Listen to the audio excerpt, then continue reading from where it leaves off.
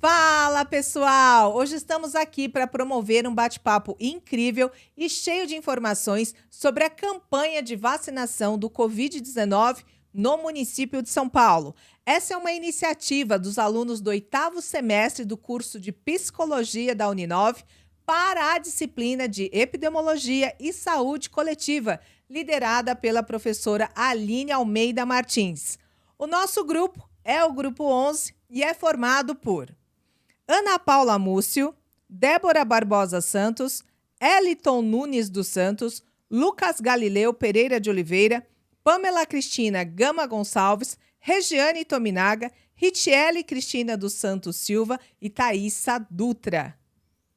E a nossa convidada para esse bate-papo é a Cristina Prumes. A Cris é assessora técnica de saúde, ela é cirurgiã dentista e especialista em gestão de saúde pública. Cris, seja muito bem-vinda, muito obrigada por você dedicar aí seu tempo para compartilhar com a gente a sua experiência nesse trabalho tão importante para a gente, né? Alunos de psicologia lá da Uninove. E também, né? E que experiência, gente! Quem foi que passou no campo na experiência de vivenciar a campanha de vacinação, né, da rede do SUS aí do Covid-19. Muito obrigada pela sua presença. Obrigada a você por me convidar e espero contribuir para agregar os conhecimentos que nós vivemos. Nossa, Cris, e que conhecimento, né? Eu imagino que a gente viveu uma montanha-russa, vocês, né, nessa frente de trabalho. Nós começamos com a novidade, né, de que o vírus não chegaria em mais ou menos 2020, início de 2020, com conversas, né, vendo por televisões, notícias, que tinha uma doença na China e que esse vírus era algo desconhecido e chegou.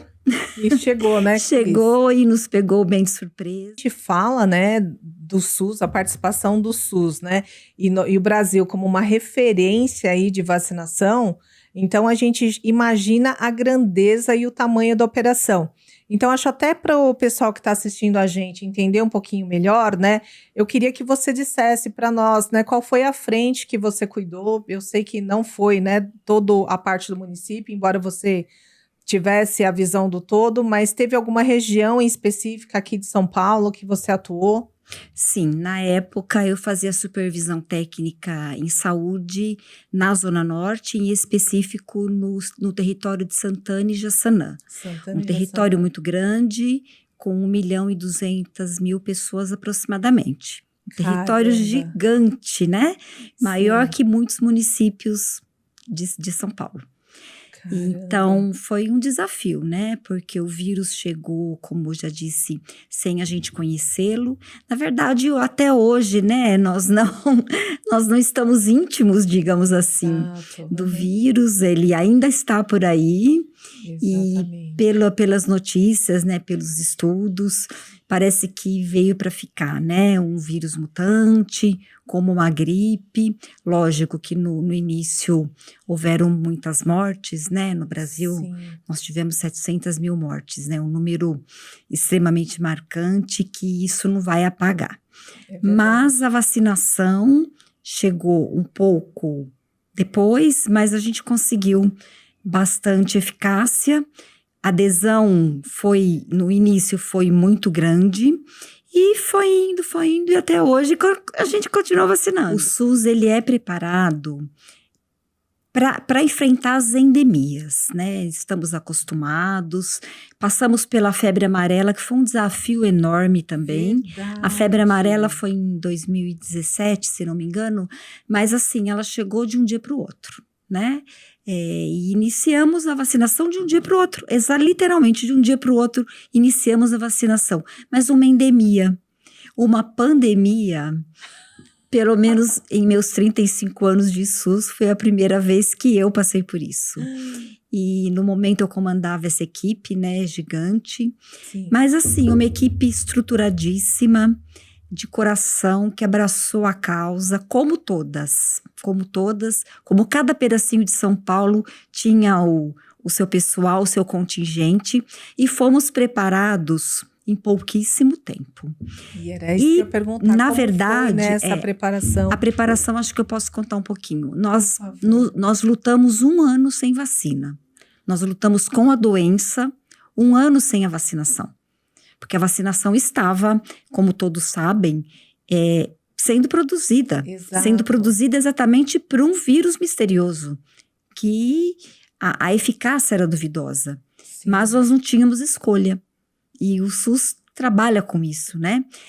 Os institutos aqui de São Paulo, do Rio de Janeiro, os institutos consagrados, né? No Brasil, a nível federal, Butantan, Fiocruz, nós trabalhamos com o invisível. E precisamos estar sempre à frente e entender como que um processo seria feito. Então, voltando para a doença. Sim. Porque o primeiro fato foi a doença chegar. A doença chegou, onde decretou-se a pandemia e começamos a lutar com a doença. Os sintomas, as mortes, que eram muitas, as pessoas não estavam estruturadas nem para receber as pessoas doentes. O início do tratamento foi muito confuso, foi muito equivocado, mas não tem como nos culpar. Não sabíamos realmente como lidar com a doença, porque os sintomas eram diferentes. Ficamos 1 ano sem a vacina, e assim, no aguardo dessa vacinação chegar, e ela foi chegar 1 ano depois, fevereiro de 2021, que nós iniciamos a vacinação. E na hora que começou todo o trabalho de vocês, né, com a chegada das primeiras vacinas, como vocês, né, se é que você pode também compartilhar, como é que foi esse primeiro impacto? Então, a doença nós tivemos todos os postos de saúde do território inteiro do município de São Paulo à frente a receber só pacientes doentes, tá? Então, praticamente o serviço que é a intenção do SUS, né? A promoção e prevenção das doenças estagnou. Então, o que nós todos fizeram? Nós fomos cuidar da doença do Covid. Os profissionais de saúde foram verdadeiros heróis, guerreiros, né? Isso é um orgulho para nós mesmo. Com certeza. Mas assim, adoeceram muito. Foi um momento de muito medo, muita dúvida, mas nós não paramos nenhum dia de trabalhar. Isso foi assim, isso é para sempre, né? Isso é para sempre. E é uma coisa que a gente vai carregar. Quem estava na linha de frente pode se considerar herói. Mas eu tenho essa sensação da agilidade. Eu acho que a gente conseguiu, dentro de outros países e outros cenários, tá muito bem, né, dentro desse quadro, ainda com muitos infortúnios, né? O Brasil, na verdade, ele é campeão em vacinação, tá? Embora tenhamos algumas lideranças contra a vacina, que isso é um movimento que há pouco tempo começou a acontecer, mas nós somos muito especialistas e realistas mesmo em vacinas. Então, nós sabemos lidar com isso. Isso é federal, isso é estadual, isso é municipal, nós sabemos vacinar. Então, a gente só precisava do insumo. A gente só precisava da vacina, porque saber fazer a gente sabe. Tanto é que fomos extremamente criativos.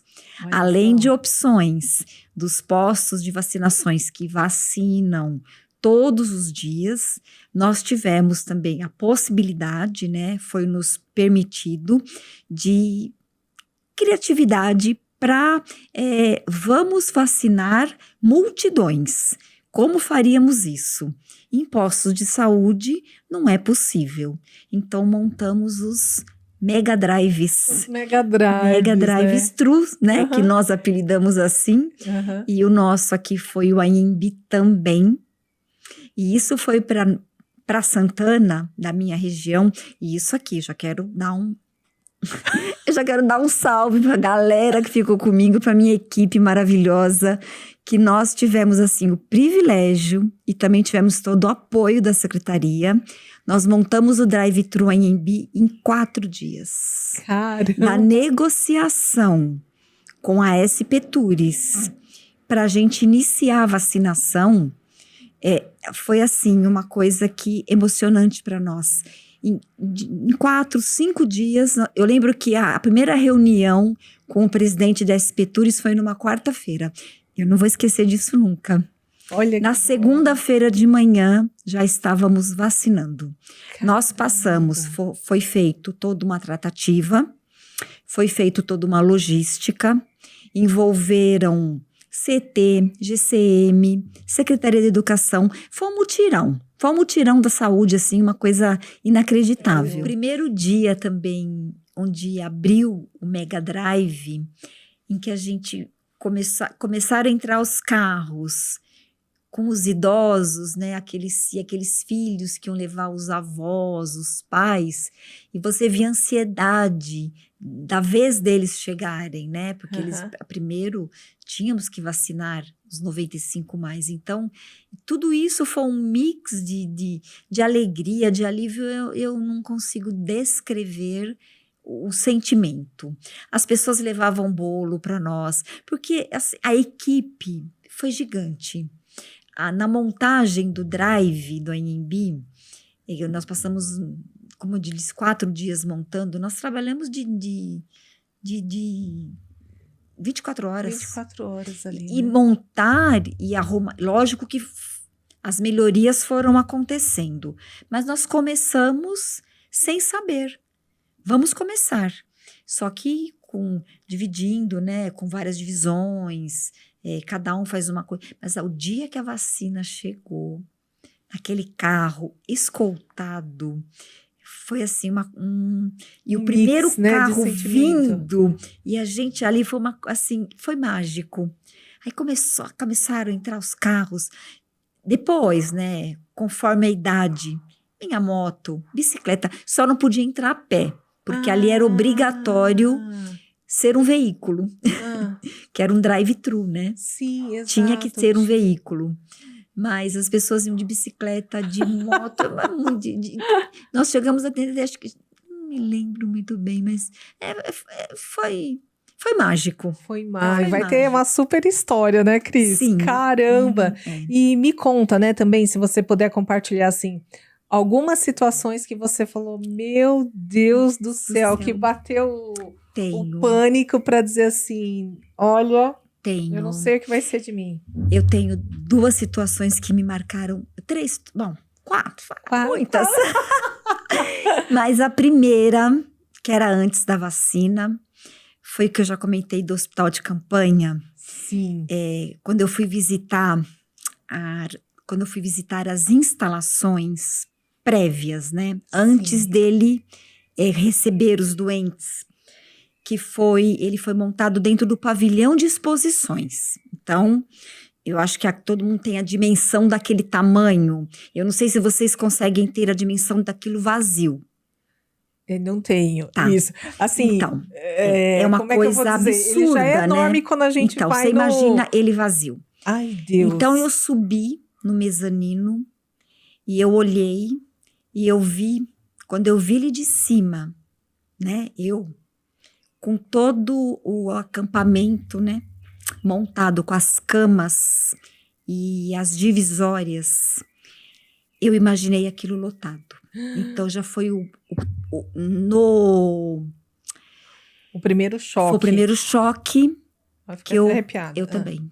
Eu me emocionei muito nesse dia. Foi um dia assim, uma noite que eu não dormi. Falou, o que tá esperando eu falei, gente? Eu fiquei imaginando pessoas que a gente não sabia o que aconteceriam com elas, que poderia ser nós, poderia ser nossos pais, nossos parentes, nossos amigos, sei lá. Não tem como saber, né, quem seria o contaminado, né, porque era isso. Então esse foi o primeiro choque que eu tive, uma coisa desagradável, tá?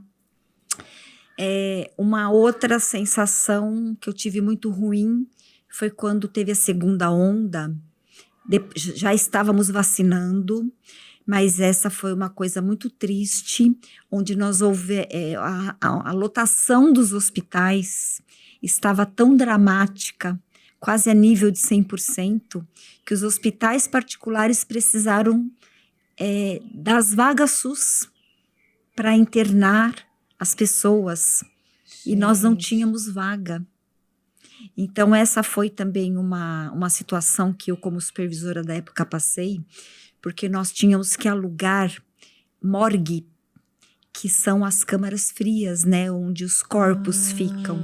Então, nós não tínhamos... O serviço funerário entrou em colapso. Eu acho que vocês lembram disso. Sim. Os cemitérios entraram em colapso, então nós não tínhamos nem como... infelizmente, tá? Sim. É uma coisa triste, mas eu acho que precisa comentar.